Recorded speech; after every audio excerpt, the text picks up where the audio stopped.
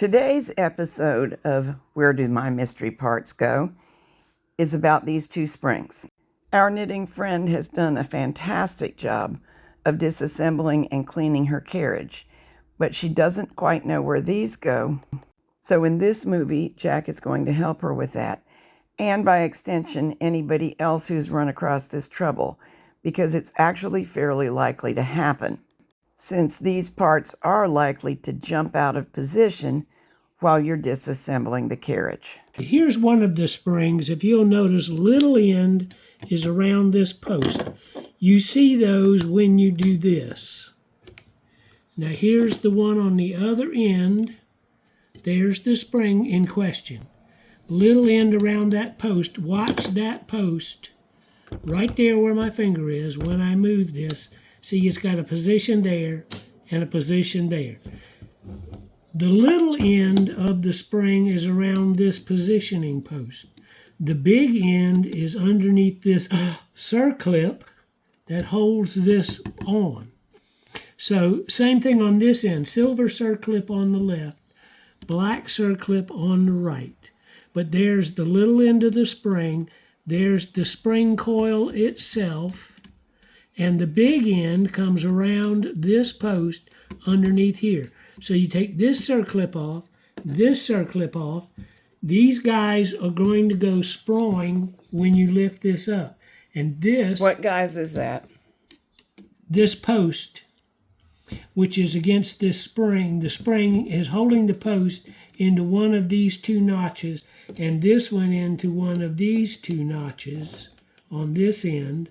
So when you lift this up, that post and spring are going to move. So that's how our friend didn't know right where it went. It probably Yes. jumped off before she got a good look. Now, this has to be moved out of the way in order to lift this up enough to get those springs on. So pull circlip, pull circlip. This is held in place by this spring right here. Once you take that spring out from under there, that's what spring loads this. You can pick this up enough to slide it over here out of the way till you lift this up and get your springs loose. And by this, you're talking about the rigid metal frame. Yes. This slide right here that is activated by the SMKCNLCR knob. So you notice CR. Looks like I need to do a little cleaning before we go back. CR is the last position on there, so I always put it in its last position.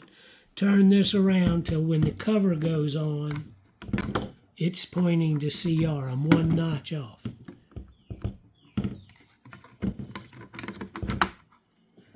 But that's the most tension on this slide plate is in the CR position.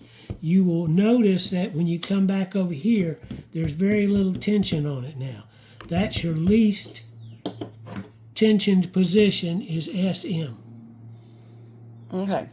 So she needs to, in order to get her springs placed correctly, remove that slide plate. Yes. Now here is a wrinkle that you have to be aware of. See, there's another one of these follower posts right here, and it runs in this little track. So it won't have any tension on it right now, but when you have this cancel, see, this is your cancel button for your buttons. Push a button, that cancels them. Push a button, this cancels them. So there's a position when this slide plate comes over to CR, it'll hit this lever and it'll cancel any buttons you have engaged. So the CR position where it should be able to lift the carriage off cancels everything. But so this cancellation lever has to be out of the way for you to lift this up enough to get your springs put into place. And you have a follower here and a follower on each side of the spring. So be really careful when you lift this plate to make sure you got a finger back here so those followers don't just go flying off into nowhere.